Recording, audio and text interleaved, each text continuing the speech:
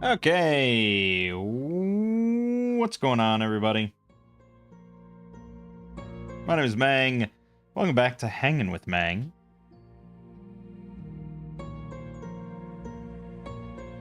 Where we are playing some more Dominion 6. My favorite game. It's really damn good. I really wish more people played it. I really wish more people knew about it, were into it, all that kind of stuff. Because it's damn good. But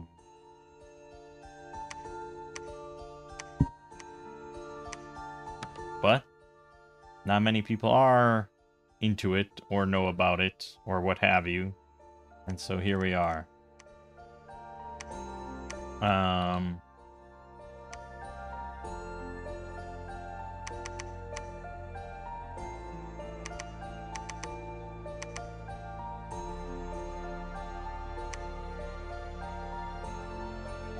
Yeah, anyways. So this week on this channel we had Dominion 6, and it will continue. I don't see a point where we stop uploading Dominion 6 videos throughout the rest of the year and beyond, because I'm recording more today. I'm at like 56 videos. It's a sickness. But I just can't get enough of it. I don't know if I've ever experienced a game like this where I just can't stop like a month in. It's really amazing. So, you know, that's that. You know, it might not be the most popular thing, but I'll be damned if I'm gonna stop just because it's something people don't like. That's not how this works, you know? So yeah, a lot of Dominion 6 coming in.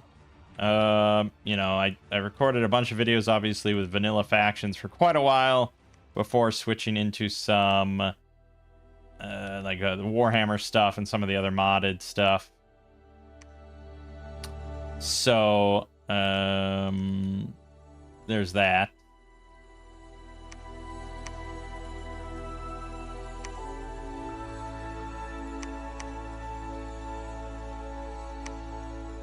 We also had... Oh, Fire Emblem I started uploading. That's right. I don't know. I just picked something at random that's sitting on the hard drive. And so I went with Fire Emblem 6. You know.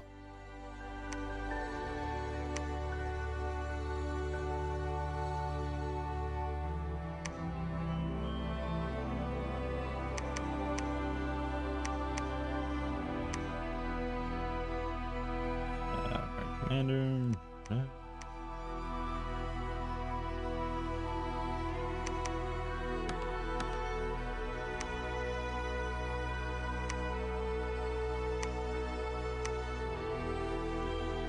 And that will go on for some time.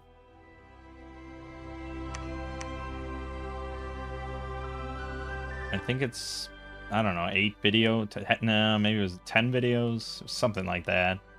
I mean, it's a Fire Emblem game. It's not super quick, and I didn't really skip anything other than dialogue, of course.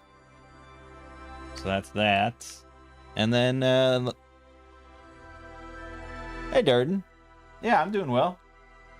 Playing Dominion 6 is I'm always doing well when that's happening.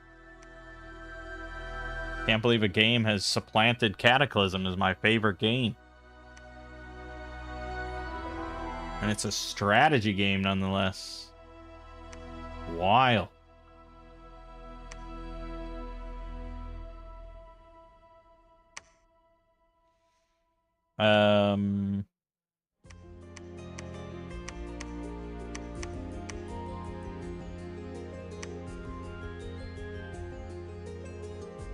Yeah, Lego and I, Two Brothers Play. We're on part 6 now. Various Dominion streams. And it's not looking like it's going to stop. I'm sure we're going to get back to Archipelago soon enough. but yeah, I mean, I knew it was very iffy. I was very iffy on this one. You know, I know he kind of likes strategy games, but he's never gotten into like Civ or anything like that. And this one just has a lot going on with it. So it was iffy, but he is now certified obsessed.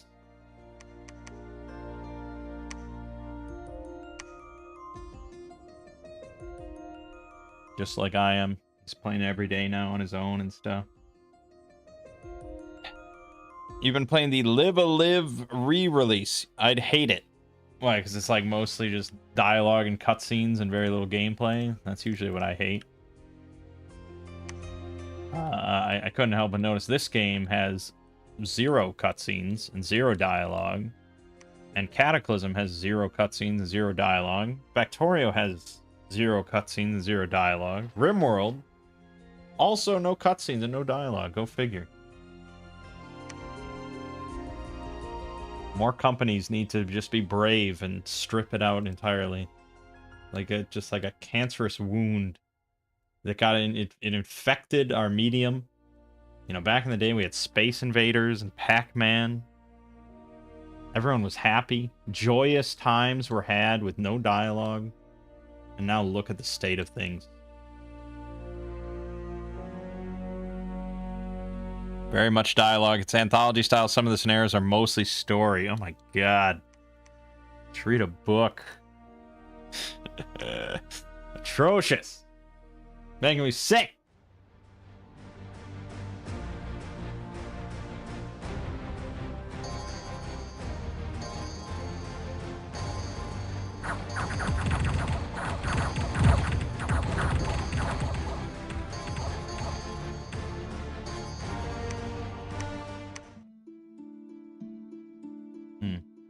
Bit painful.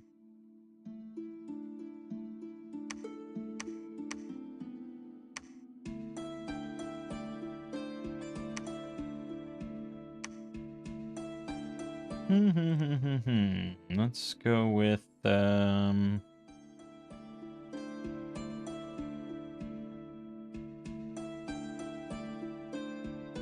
do I want?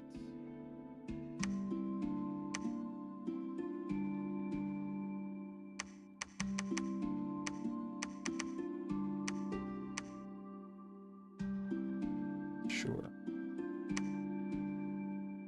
Anyways, this week on the Exploring series, we had Not All Gods Decompose, which I don't think did too well on viewership. Possibly because it was just short. Could be.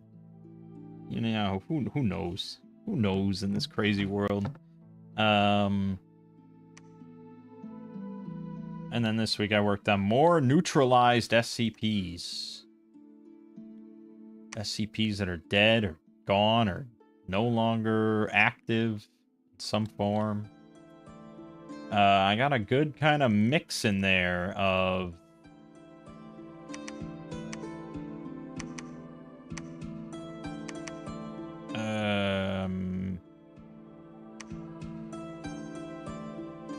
sort of the weird and the humorous and the... That one's maybe a little tough for him. And the sad and the horrific. It's kind of all over the place. It's a good one.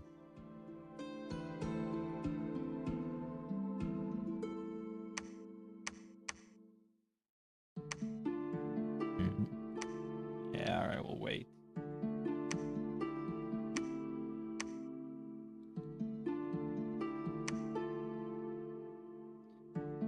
Yeah, Durden, we miss chatting with you. It's been very quiet on stream, so hopefully you can make it sometime. See ya.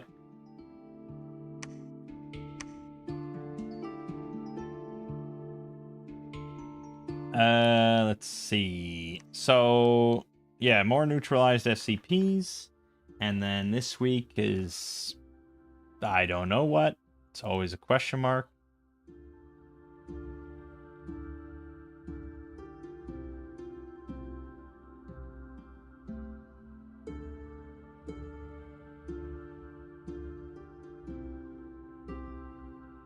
I'd have to go to Patreon to find out that information. Looks like it's going to be another one of the phobia entries, submechanophobia.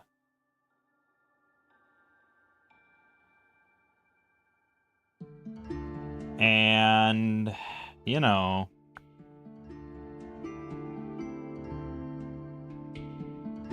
it's just kind of like,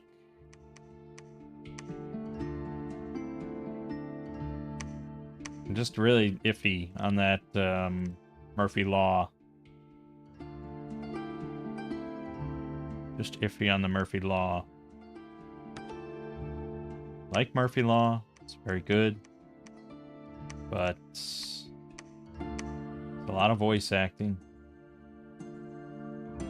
Don't have great confidence in my voice acting.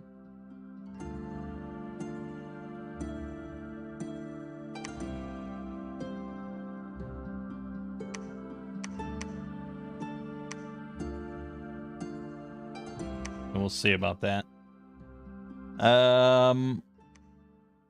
This week we also started a new D&D campaign. Of course, I say D&D. We all know that it's very much not D&D, but that's what I say.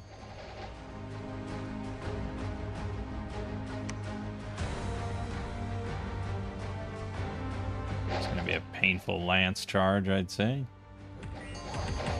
Ooh, ooh, ooh, ooh. Ooh, ooh.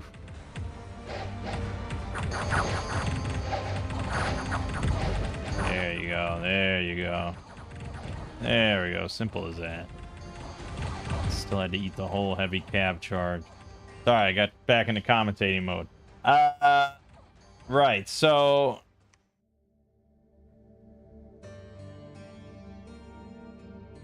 we started a 13th Age campaign is what we started.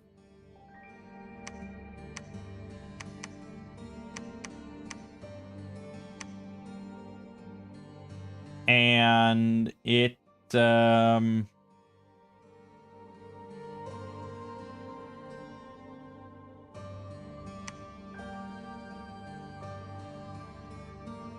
running Storm King's Thunder, which is a D&D 5th edition module campaign, I suppose.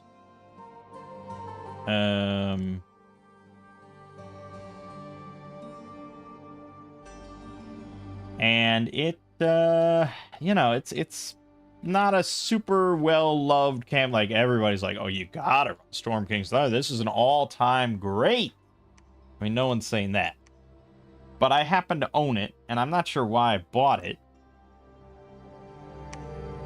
But I bought it some long time ago, past the limits of my memory. And I was like, okay, you know, I need a campaign. I need a campaign for 13th Age because I want to play 13th Age 2nd edition and all this. And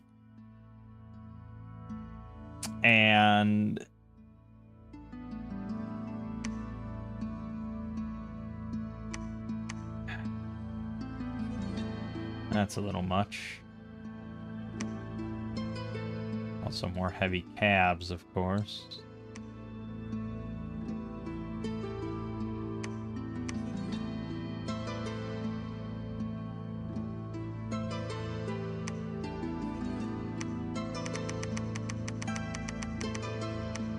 So I was thinking around, I was like, okay, well, the big D&D campaign, because I don't want to run my own thing. I don't know how to do that with 13th Age, and I guess I did kind of do that before, but I had a good plot idea, and then I tried it a second time, and it all fell apart, so blah, blah, blah. So, you know, it was,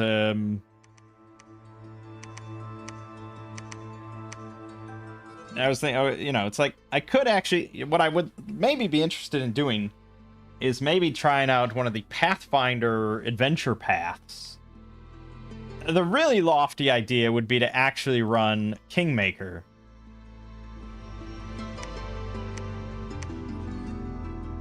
because, you know, that is a Pathfinder adventure path.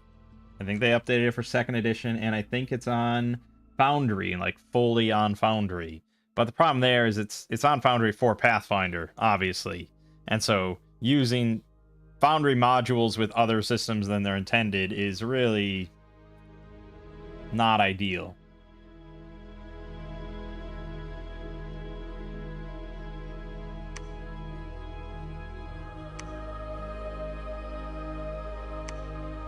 So, you know, Kingmaker could be really cool, but there's a bunch of, obviously, Pathfinder adventure paths, like big campaigns that I've read about here and there over the years, that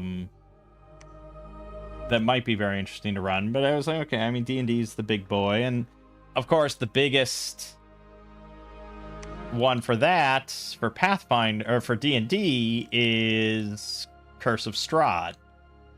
It's like, okay, I mean, I've always kind of wanted to run Curse of Strahd.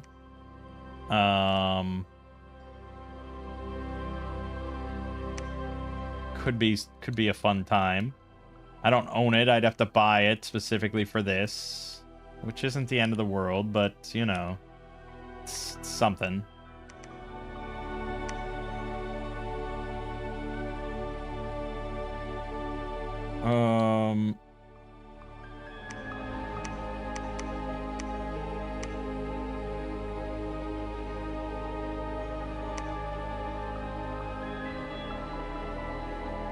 But the real problem is that Curse of Strahd has kind of a specific tone.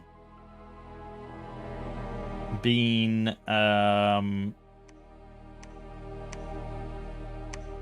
dark. It's got kind of a dark tone. And I'm not saying that I couldn't do that with my family or anything, but what I'm saying is that I don't know if 13th Age is the best fit for a campaign like that.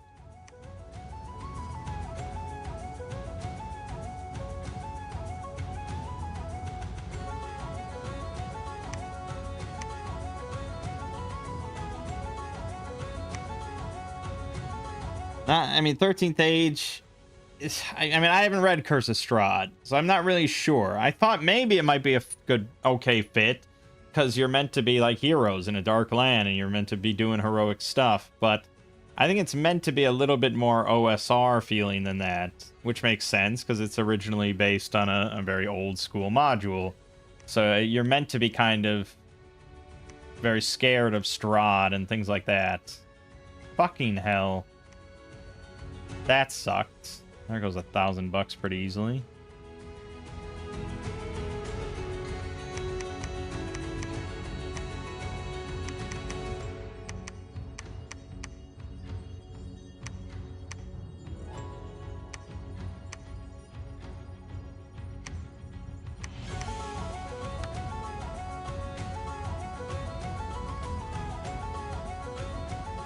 You know, you're meant to be kind of scared of Strahd, I think, and you got to really build up. And 13th Age is all about, like, you know, we're fucking heroes, man. We're doing hero shit all the time, all day, every day. If something's there, we're going to punch the shit out of it and kill it. That's what we do.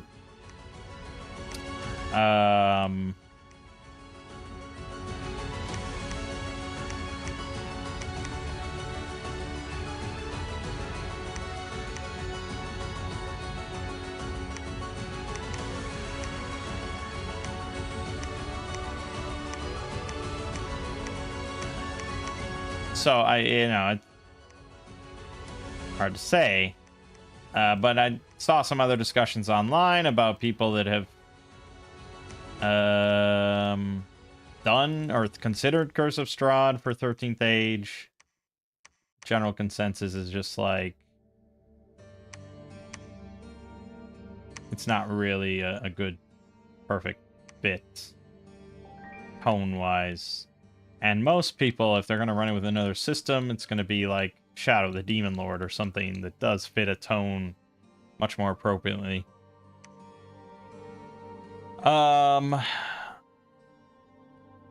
Okay, you know, fine. No Curse of Strahd, that's fine. But I do have Storm King's Thunder sitting here.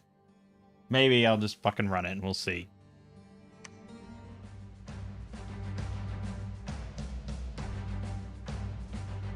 And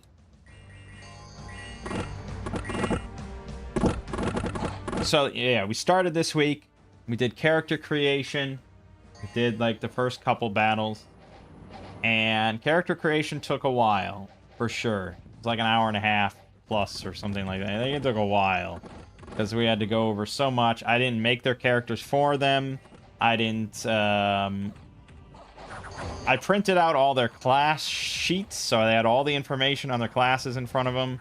But there was still a lot that they were just, you know, they're not fast readers, and so getting this information dump on them at the table is a little messy.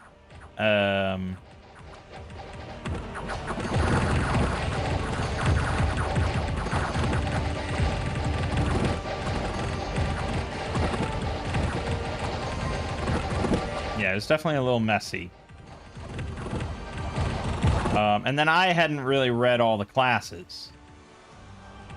So there was actually quite a lot of information and questions they had that I was just like, yeah, I don't know. It's on the sheets.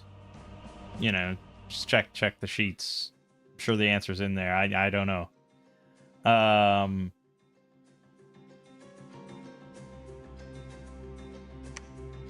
Which isn't really great, because it's generally my job to be more on top of stuff than that.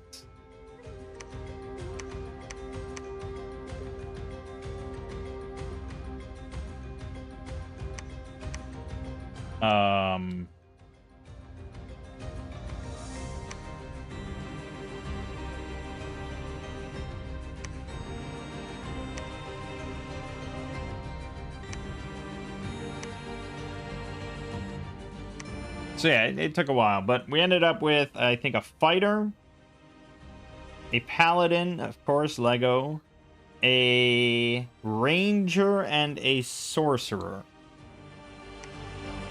That was the lineup, which is okay. I mean, you don't have to have a cleric or a druid for healing. Lego can do some healing, and 13th Age has a rally mechanic, so everyone can heal themselves a little bit. But, you know, taking one of the fighters' turns to heal is usually not ideal.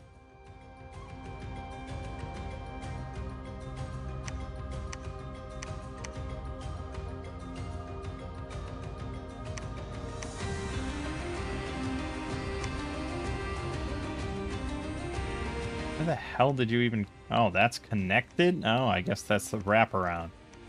Interesting.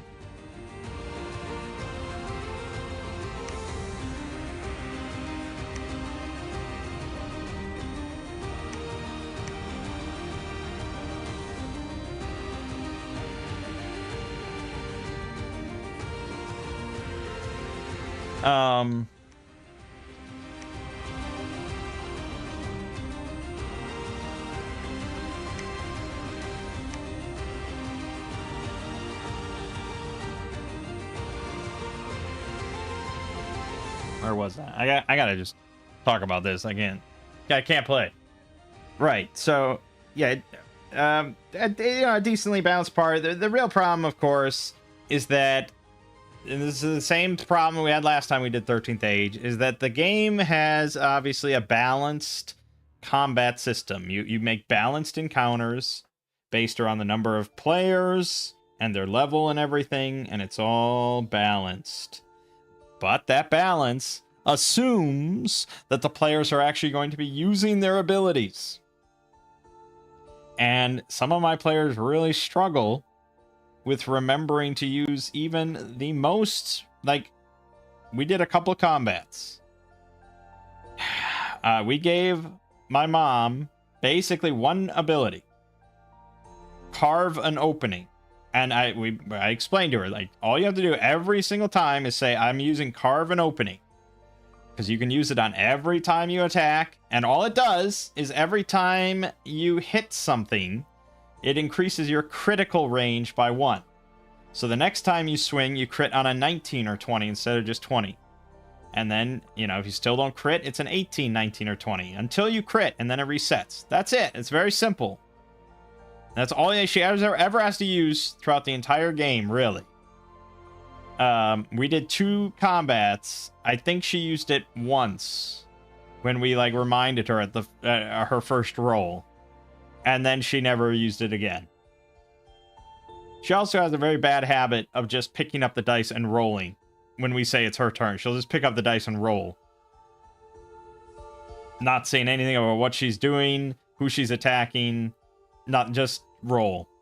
Like it's almost like a Pavlovian response. It's just, it's your turn. Okay, dice, roll. Normally, I guess I would say that represents just like a fundamental disinterest in the combat systems, which could be true, but I don't think so. You know, I've played a lot of board games with my mom and stuff. Like, we played all the way through, well, not all the way, but we played a lot of Gloomhaven together. We played Frosthaven together. We've done a lot of Netrunner together, things like that. And that's a lot more involved. I mean, you know, it's hard to say. But anyways.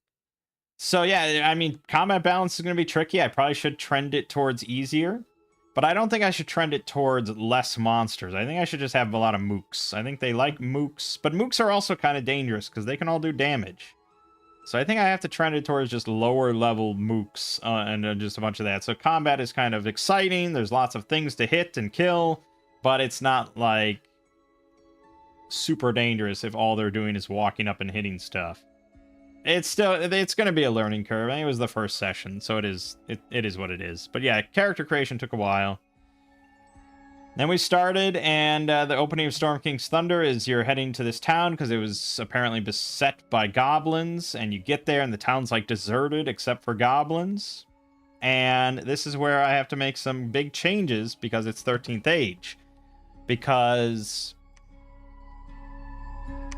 the D&D campaign has a bunch of little fights or little encounters. So like you'll go into this little town that has goblins everywhere, and so you go into like this house and there's a couple goblins rummaging around, or you go to this location and there's like 2 goblins shooting at you from, you know, from behind a window or something, and you go into this and there's like 1 goblin that you find doing something like dancing around. It's just like 6 different encounters with 1 little goblin. Oh, this isn't going to be good for our mage.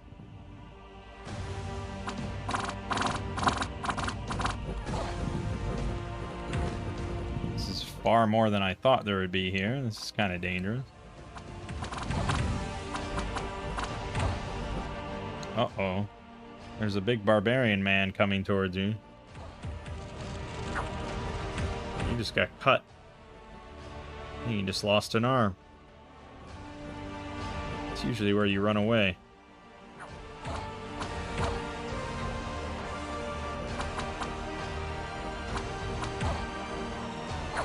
Yep, that's that.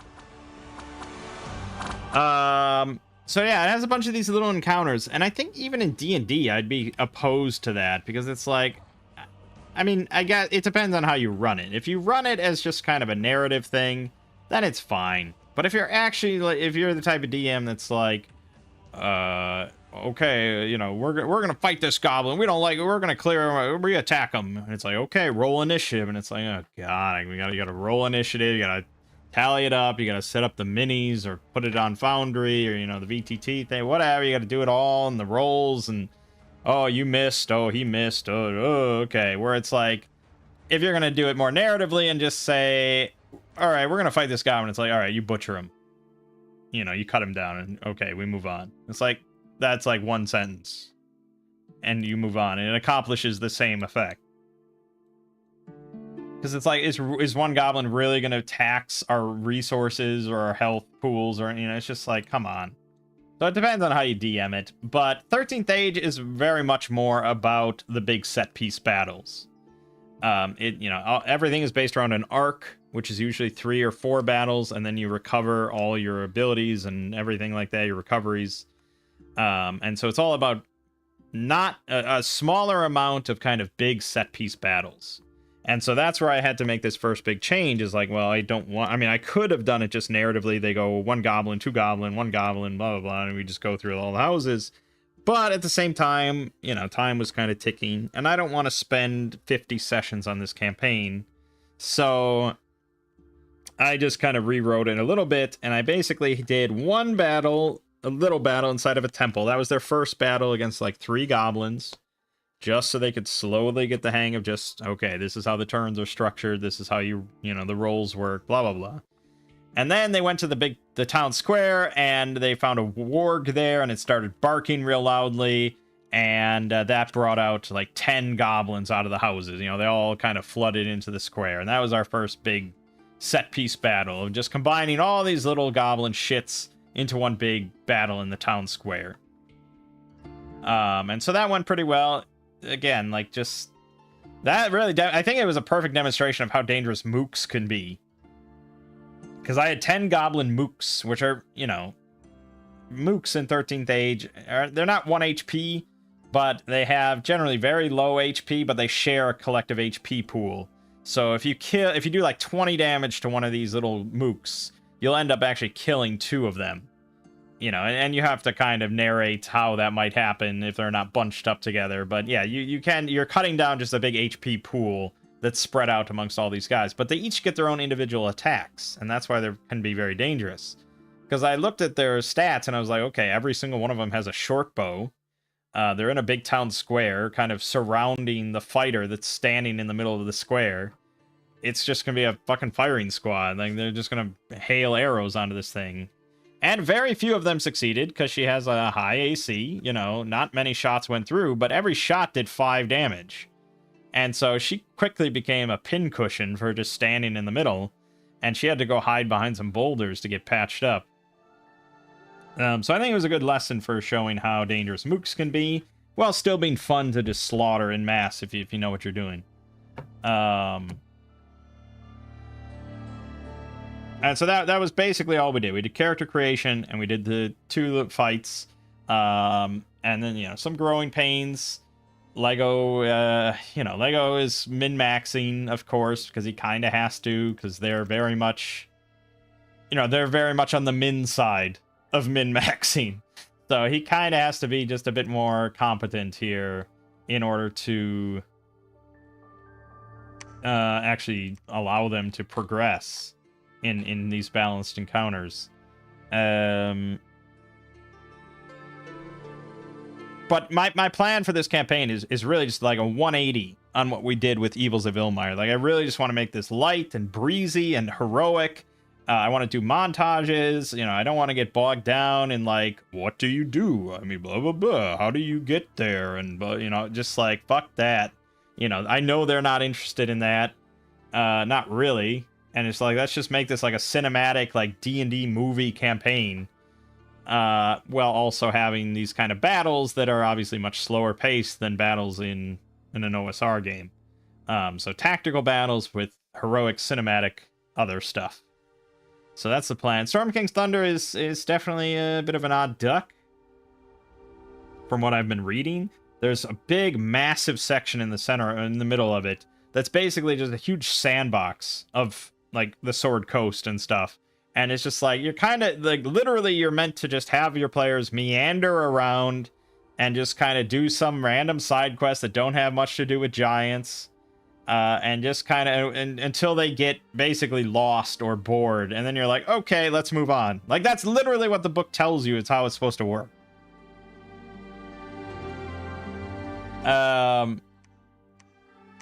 So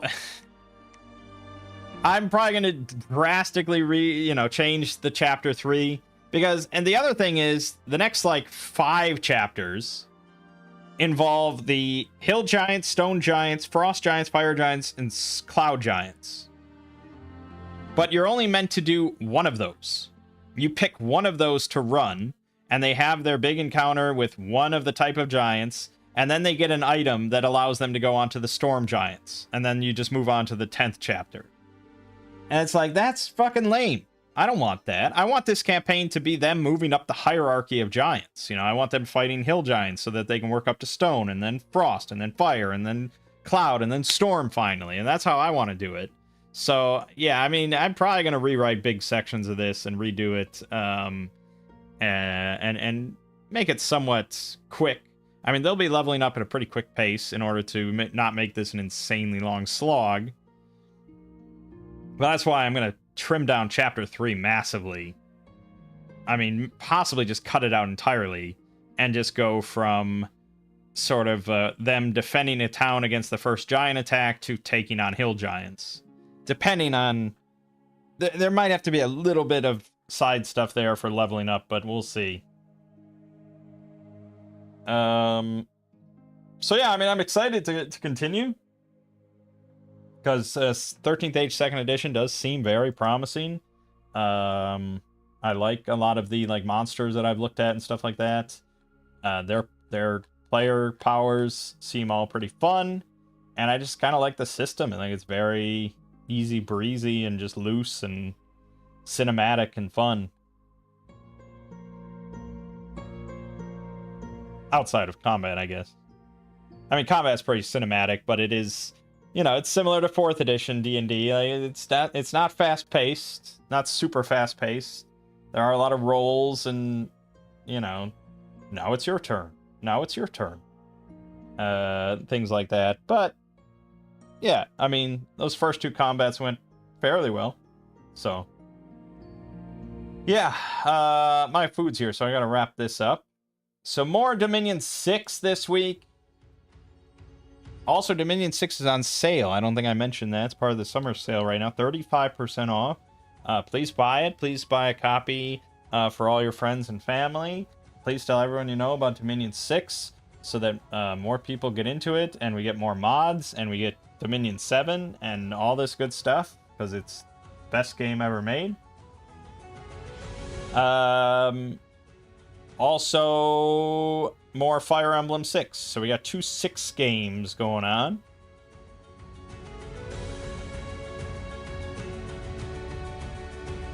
And then over on Exploring Series, we have more neutralized